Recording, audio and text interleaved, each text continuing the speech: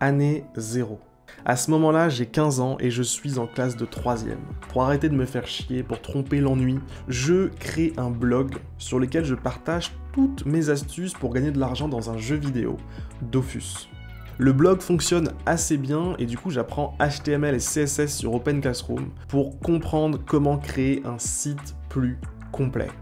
Je trouve ça rapidement très chiant et du coup je vais pas au bout parce que déjà Dofus ça m'intéresse plus. À ce moment-là je suis parti sur World of Warcraft, nouvelle histoire d'amour. Et du coup voilà, je passe tout mon temps sur World of Warcraft et du coup voilà, ce truc de Dofus machin ça m'intéresse plus du tout, du coup je laisse tomber cette histoire de site web, etc. etc. L'année scolaire se termine là-dessus, je pars voir ma famille en Haïti pendant les vacances, et je reviens avec une forte envie, mesdames et messieurs, de me laisser pousser les cheveux. Voilà, j'ai envie d'avoir des cheveux longs, ça y est, je pars sur un délire cheveux longs. Année numéro 1. Alors là, il y a mon petit frère qui naît. Voilà, il arrive, mon petit frère, il est là. J'ai 16 ans à ce moment-là, et donc j'ai un petit frère. Donc cette année-là, je suis en seconde générale et je saigne toujours autant World of Warcraft. Un jour, mesdames et messieurs, avec un pote, je découvre un bug sur le serveur privé. En gros, en cliquant à un endroit précis sur le site du serveur privé, ça nous permet d'avoir, pour vous la faire courte, de l'argent virtuel à l'infini. Juste on clique et on gagne de l'argent. Donc après avoir cliqué, voilà, des centaines, des milliers de fois peut-être à la main, je trouve un moyen pour que mon ordinateur clique tout seul sans que j'aie besoin de le faire. Donc ça c'est mon premier programme, c'est tout bête, hein. C'est une boucle infinie en gros, dans laquelle à l'intérieur il y a une action qui est cliquer sur tel élément. Donc ce programme, je le laisse tourner la nuit, pendant que je vais au lycée, je le laisse tourner tout le temps. Dès que je suis pas devant mon ordinateur, c'est le programme qui est sur mon ordinateur à ma place. Et donc rapidement, je deviens riche, blindé, pété de thunax dans le jeu. Donc ce que je fais à ce moment-là, c'est que je crée un site internet sur lequel je vais vendre mon argent virtuel contre du véritable argent. Donc je crée ce site, je le connecte à PayPal, etc.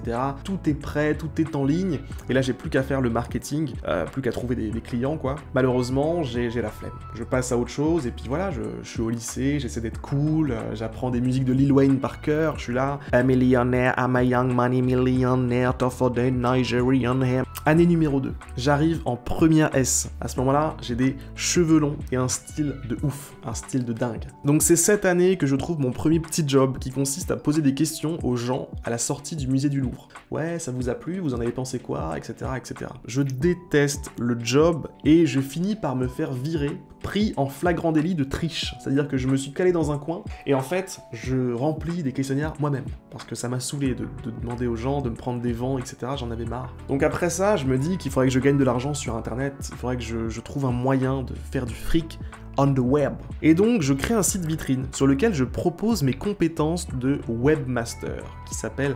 C&Harry. Je peux créer votre blog, je peux créer votre site web, je peux administrer votre site, enfin bref, je peux tout faire quoi. Et je commence à chercher des clients et j'en trouve un premier, une histoire trop marrante. Le mec il m'invite à manger au resto, il me donne 200 balles en liquide, il me dit tiens c'est une avance, machin, et après silence radio. Le mec disparaît, part comme un ninja, frère. Plus jamais eu de nouvelles. C'est l'histoire la plus bizarre, je te jure. Quelques semaines plus tard, je trouve un client plus sérieux, un mec qui tient une boutique de lunettes, voilà, des lunettes fantasy, machin, marrantes, etc.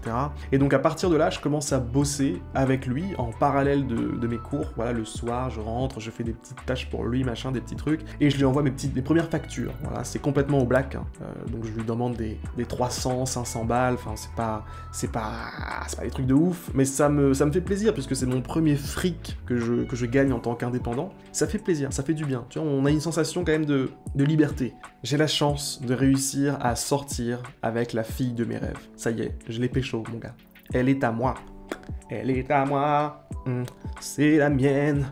Année 3. À ce moment-là, je passe en terminale et je reprends Dofus à 0. Voilà, je me dis, allez, je m'offre une nouvelle chance dans Dofus, ce bon vieux jeu là. Cependant, je trouve ça très chiant. Donc je me dis, il faut que je triche. Il faut que je triche pour que ce soit un peu moins chiant. Donc je crée mon premier bot à ce moment-là, qui est donc un logiciel qui permet d'automatiser des tâches un peu répétitives dans le jeu. Voilà, je crée ce premier bot, je mets en ligne sur mon vieux blog la première version du bot. Progressivement, le succès est au rendez-vous, je fais fais des mises à jour, je l'améliore, etc. Ce bot se retrouve téléchargé plus de 50 000 fois. Mesdames et messieurs, c'est un gros succès. À ce moment-là, je me dis qu'il faut que je le monétise, ce truc. Il faut que j'en gagne du fric, il faut que je trouve un moyen de rentabiliser cet investissement, tu vois. Malheureusement, j'ai pas le temps. J'ai pas le temps parce que le bac arrive et il faut que je révise, il faut que je fasse en sorte d'avoir le bac, quoi. Puisque, tu vois, quand t'es au lycée, t'as l'impression que c'est le but de ta vie, le bac, quoi. Genre, après, c'est bon, t'as gagné.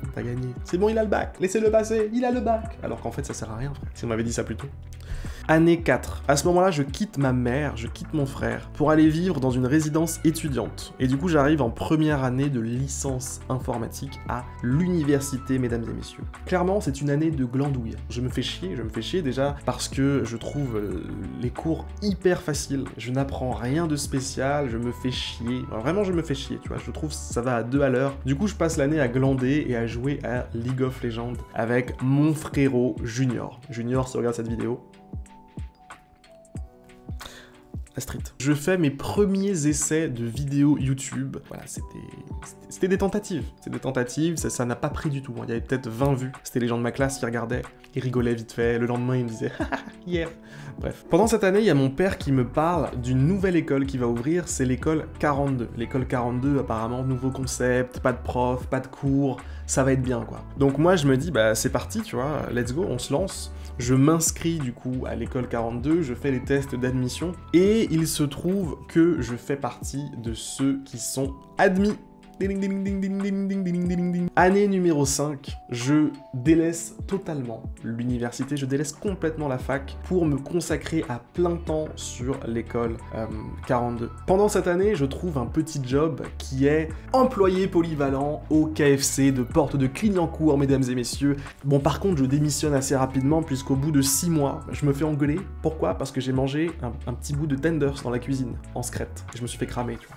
Putain, je l'ai mal pris, mon honneur était bafoué, etc. J'ai dû démissionner. Avec mon petit salaire du KFC, je décide de m'acheter un MacBook pour être dans la même vibe qu'on est dans l'école 42, puisqu'on travaille tous sur Mac à l'école 42. Ça devient mon tout premier produit Apple, et honnêtement, c'est plutôt kiffant, ça fait plaisir. 1600 €, pas mis par la fenêtre, quoi, tu vois.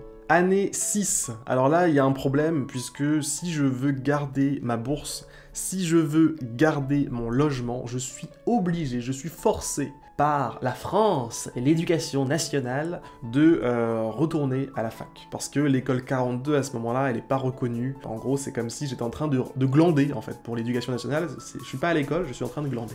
Donc au final, c'est une année où je mets un petit peu de côté 42 pour essayer d'avancer dans mon cursus à la fac, mais vraiment, c'est la tristesse, quoi. Vraiment, je m'endors dans les cours, je me fais chier, mais chier, c'est un truc de ouf. Je me suis jamais fait chier autant, quoi. Pendant cette année, je trouve un nouveau petit job. Cette fois, je ne suis pas au KFC, mais je suis, mesdames et messieurs, au McDonald's.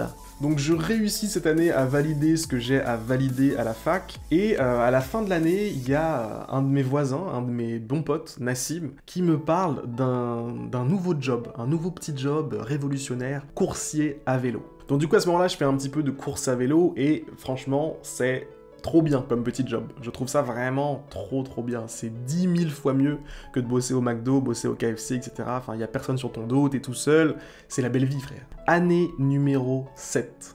Donc je suis les traces de mon père, à ce moment-là, mon père qui est un aficionados, on va dire, de culture japonaise, qui parle japonais, qui a vécu là-bas, etc., etc. Et donc je pars visiter le Japon pendant un mois, comme ça, en pleine période de cours. Je me dis, vas-y, c'est bon. Donc à ce moment-là, je m'intéresse pas mal aux crypto-monnaies et je crée un site sur PrestaShop sur lequel je décide de vendre des machines pour miner de la crypto-monnaie, des machines prêtes à l'emploi. Je me dis, vas-y, c'est parti. J'avais encore acheté aucune pièce, rien du tout, hein, mais sur Photoshop, j'avais créé des images fausses d'ordinateur. Je me suis dit, avec l'argent d'une commande, j'achète les pièces, je fabrique le truc et je l'envoie après, tu vois. Donc j'avais fait des tableurs avec des taux de rendement, combien ça rapporte en fonction du taux actuel de l'Ethereum, etc., etc. Enfin bref, j'étais allé loin. Le site était prêt, tout était prêt à être lancé. Malheureusement, mesdames et messieurs, j'abandonne le projet avant qu'il ne voie le jour. Pourquoi? Parce que ça me passionne pas. En fait, je me rends compte que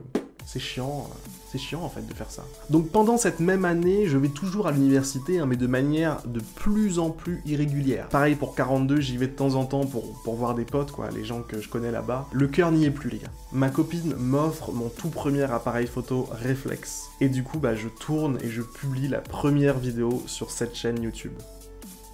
Année 8. À ce moment-là, je poursuis ma petite carrière de coursier à vélo tout en faisant de plus en plus de vidéos sur YouTube. Je découvre une faille dans le système des coursiers à vélo qui me permet de gagner en gros plus d'argent. Alors, cette faille, je l'exploite en créant un script de navigateur avec Kasper.js, Phantom.js, Kasper.js, tout ça, toutes ces conneries-là. Donc ce truc-là me permet de gagner environ 150 € par jour, tout en restant chez moi la plupart du temps. Honnêtement, 80% du temps, je suis chez moi, je fais rien du tout, et je gagne mes 150 € par jour, tu vois.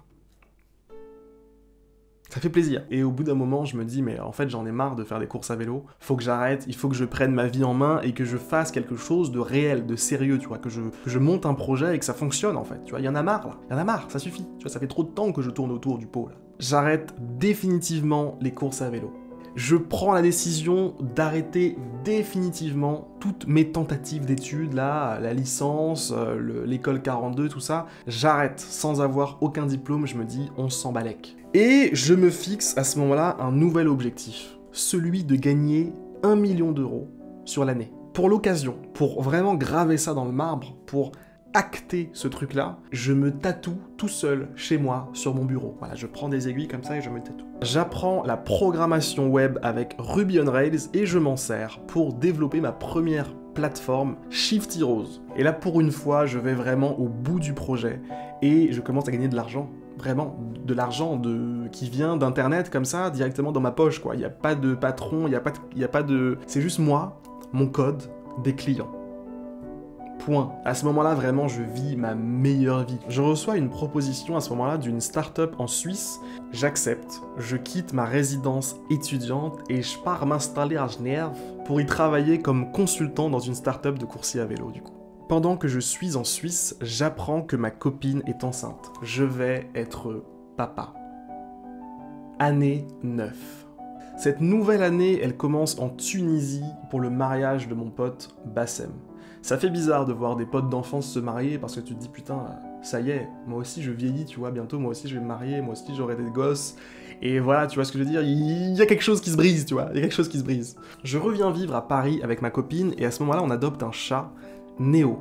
Donc là je vais bientôt être papa, il faut que je trouve un moyen de gagner ma vie. Du coup, je me mets à chercher des missions en freelance comme développeur Ruby.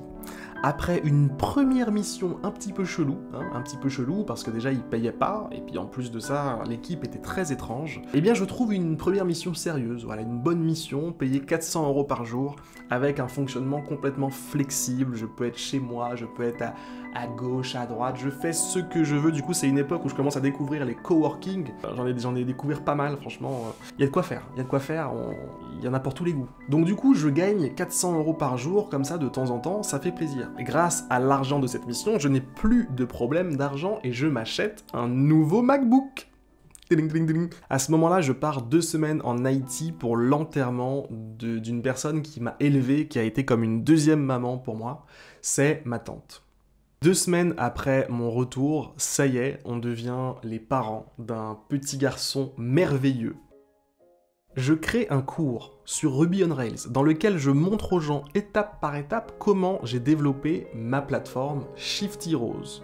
Donc là, il y a l'été qui arrive, une fois de plus, on part en vacances, on s'amuse, etc., on rigole et blablabli et blablablo. Et puis, à la rentrée, je décide de trouver une mission freelance à nouveau, à plein temps cette fois, et je trouve assez rapidement une mission dans une start-up payée 400 € par jour, pendant 3 mois. Donc 400 x 20 x 3, 24 000 €. Année 10. Suite à cette mission, j'arrête de bosser, je pars avec toute ma famille en Guadeloupe passer des vacances et je lis des tonnes de livres. Vraiment, c'est une période où je lis des livres en balles. Bang, bang, bang, bang, bang, j'en achète, tu sais, je vais sur Amazon, j'en achète 3-4 en même temps, tu vois. Alors en mars, j'arrive sur mes 26 ans et il faut encore une fois que je trouve de l'argent pour ma famille. Donc je trouve une nouvelle mission de 6 mois à 400 € par jour. 6 mois cette fois. 6 fois 400 fois 20, ça nous fait donc 48 000 €.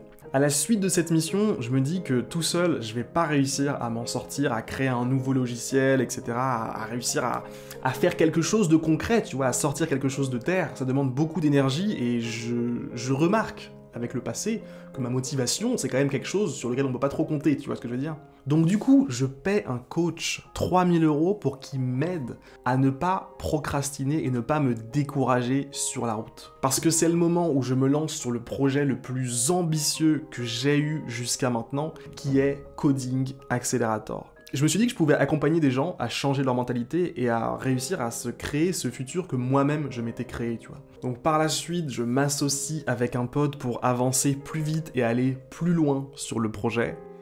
Et donc là, depuis décembre de l'année 10 jusqu'à aujourd'hui, eh bien j'ai l'honneur d'accompagner des dizaines et des dizaines de personnes, il y en a presque 200 aujourd'hui, à devenir développeurs freelance, développeurs indépendants, tout comme moi j'ai pu le faire. Aujourd'hui, j'ai 27 ans et je vais bientôt avoir une petite fille. Je vais être papa de 2 enfants. 2 enfants. C'est un truc de ouf. Dit comme ça, 2 enfants. Moi, Harry, 2 enfants. Waouh. Voilà, c'était les 10 dernières années de ma vie. Je vous fais des bisous et je vous souhaite bonne continuation dans votre vie à vous.